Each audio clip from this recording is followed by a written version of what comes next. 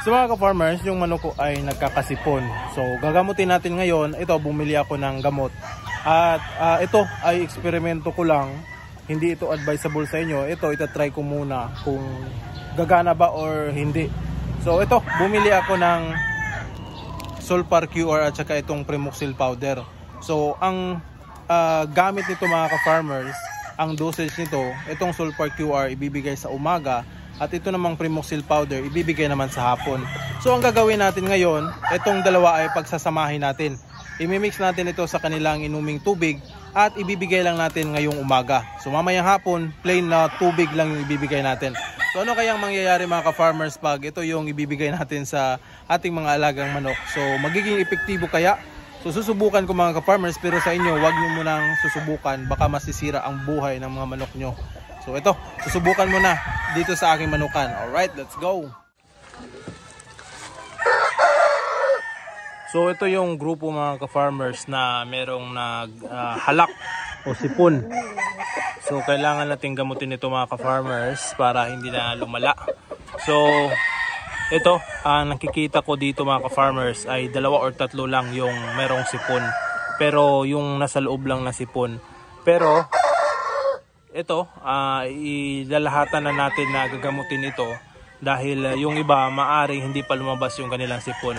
So para mamatay yung bakterya sa loob or gumaling yung ating mga manok, silang lahat na yung ating papainumin ng gamot para lahat nito ay okay yung ating mga alagang manok. So ito, sisimulan na natin gamutin. So yun, no, merong nanghihina na isa. Although ganyan sila mga ka-farmers, pero nangingitlog pa rin sila. Yung mga itlog nito ay kinukolekta natin at iniloload natin sa incubator. So kanina marami pa rin silang iniitlog kahit ganyan yung sitwasyon nila. So madalian natin itong gamutin mga ka-farmers dahil para hindi na lumala yung mga sakit ng ating mga alagang manok. Alright? So ito na mga ka-farmers, yung dalawang gamot na imimix natin. Ito yung Sulfar QR at saka itong Primoxil powder, imimix natin. So tigi isang sachet yung ilalagay ko dahil 4 na litrong tubig yung nandito. So imimix natin mga ka-farmers. Tingnan natin kung maging epektibo ba. So ito yung Sulfar QR. Yung Sulfar QR, ang kulay is dilaw. Ito namang Primoxil powder, ang kulay nito ay blue.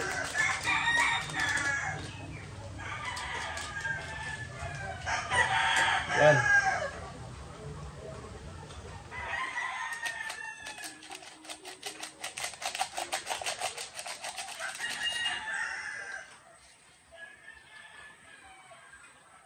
So ito, kulay dilaw pa yan, pero yung kulay blue, titingnan natin kung mamimix yung dalawa, ano kayang kulay yung lalabas.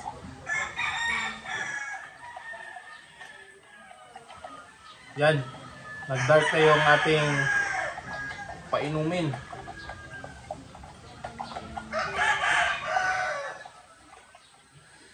May kulay green.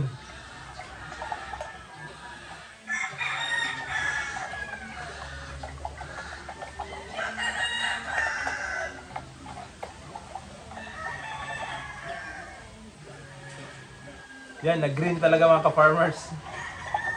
Mamaya papakita ko sa inyo yung kulay nito.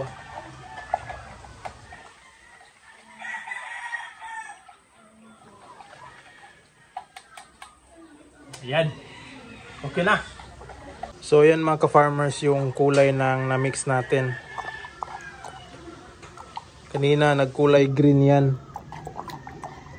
So ngayon parang dark green na rin yata yan. Colorblind kasi ako mga ka-farmers. Kayo nang humusga kung anong kulay nito.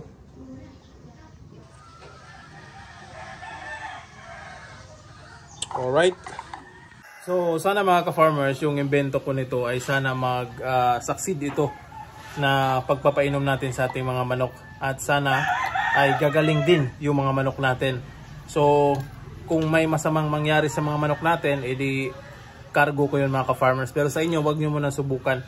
So ito, itatry ko muna kung magiging epektibo ba itong dalawang gamot. Alright? O baka nagtataka kayo mga ka-farmers dahil nag-iimbento ako. Ako mahilig talaga akong mag-imbento ng mga bagay-bagay. Kaya ito, sinusubukan ko yung eksperimento sa mga manok natin. So siguro wala namang mawawala kung susubukan natin ito. At baka hindi naman masama siguro dahil puro antibiotic lang ito para sa mga manok natin. At itong mga itlog nila ay hindi naman kinokonsume o kinakain. Ito ay in-incubate natin para magpapisa ng upgraded native. So ito, ibibigay na natin mga ka-farmers.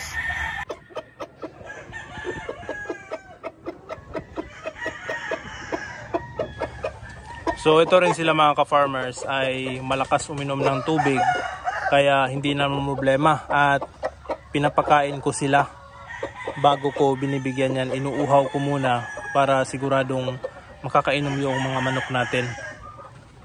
So yan, parang hindi sila ganado sa pag-inom. Pero mamaya mauubos din yung tubig na yan. So pagkaubos niyan mga ka-farmers ay papalitan natin yan ng plain water. Alright. So kahit may matira dyang konti, papalitan na talaga natin mamayang hapon. So bukas, ito yung gagawin din natin, pangalawang araw. So hopefully magiging epektibo yung pagbibigay natin ito. So wala namang problema mga ka-farmers dahil tuloy-tuloy pa rin yung pangingitlog nila kahit na nagkakasipon sila. Ito lang din yung medyo may malala na sipon. So usually mga ka-farmers, kapag may mga sipon yung mga manok ko, itong heritage breed ay malimit na akong maggagamot sa kanila. So minsan hinahayaan ko lang sila, binibigyan ko lang ng plain na tubig. At kapag yung sipon nila ay hindi naman malala, hindi ko na ginagamot yun. Dahil para sa akin mga ka-farmers ay makaka-recover din naman sila. So based on my experience na rin, nakaka-recover yung mga manok kahit hindi binibigyan ng gamot. Pwera na lang doon sa mga manok na talagang malala na yung kanilang sipon, doon ako naggagamot. At kung minsan naman yung mga matatanda na ng mga manok ko na hindi na nangingitlog, tapos yun ang sinapit na namamaga yung mukha, tapos malala yung kanyang sipon, minsan hinahayaan ko na lang yan dahil hindi ko na ginagamot yung mga manok na yon. So it's either magsusurvive sila or mamamatay. So yun yung isa sa mga prinsipyo ko rin, dahil yung ibang mga matatanda na dito na hindi na nagpo-produce ng itlog, so hindi ko naman sila magagamit. So para sa akin, itong mga manok na ito, yung mga meron ako mga matatanda dito, ay naawa din ako sa kanila kung kakatayin. So hinahayaan ko lang sila dito kung kailan sila mamamatay or kailan sila hanggang kailan sila mabubuhay dito sa aking manukan. So hindi kasi ako nagkakatay mga ka-farmers ng mga manok ko, dahil tinatamad din ako kapag nagkakatay ako. At yung mga matatanda na dito, hinahayaan ko na lang sila hanggat kailan sila mabubuhay dito. Alright. So yung sinasabi nila mga ka-farmers na mabilis daw magkasakit yung mga heritage breed na mga manok. So merong iba sumusuko na talaga sa pag-aalaga nito dahil mabilis daw magkakasakit yung mga manok na ito. Pero depende yan mga ka-farmers, dahil merong mga manok na yung heritage breed, especially kung inbreeding na talaga, ay madali talaga silang magkakasakit o konting ulan, yun. Pero sa akin dito mga ka-farmers, meron mang nagkakasakit pero konting-konti lang talaga. So kaya nagsusurvive ako dito mga ka-farmers, na marami pa ring heritage breed na inaalagaan ko, dahil yun na nga, paminsan-minsan lang ako nagbibigay ng gamot sa kanila. So kapag lumala na talaga o lalang-lala na talaga yung kanilang sakit, doon na talaga ako nagbibigay ng antibiotic. So ito, meron ako ng mga nakaraan doon, yung mga puti ko, white leghorn na nakakross sa Rhode Island Red at saka Barred Rock. Nung nakaraang buwan, nagkakasakit sila o nagkakasipon. Pero ngayon, hindi ko lang ginagamot yun mga ka-farmers.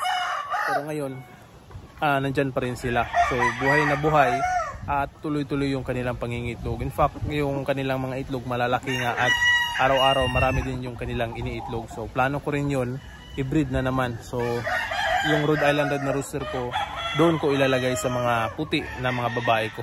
So meron ako na produce ngayon mga ka-farmers na mga itlog nito na na-hatch na yung mga pure natin na mga heritage breed. So sa mga magtatanong din mga ka-farmers about doon sa fertile eggs ng white leghorn, pasensya na talaga, hindi pa talaga ako nakapag-set up dahil sobrang busy. Marami tayong ginagawa, so wala din akong bakanting breeding pen mga ka-farmers, pero sisikapin ko talagang magkapag-produce ng fertile eggs para sa inyo. Alright, so baka soon mga ka-farmers makakapag-set up na tayo ng breeding doon sa mga white leghorn. So yung mga babae nating white leghorn nandun lang sa battery cage. Tuloy-tuloy pa rin yung pangingitlog nila kahit nandun pa rin sila. Alright, so hanggang dito na lang mga ka-farmers. Mag-update ako sa mga susunod na vlog about doon sa mga ginagawa nating kabulastugan dito sa Manukan.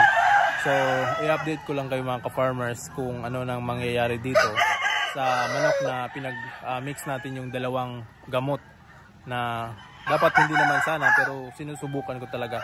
Alright, so sana maging epektibo. At hanggang dito na lang mga ka-farmers. Maraming salamat sa panonood at see you in my next vlog. Happy farming! Woo!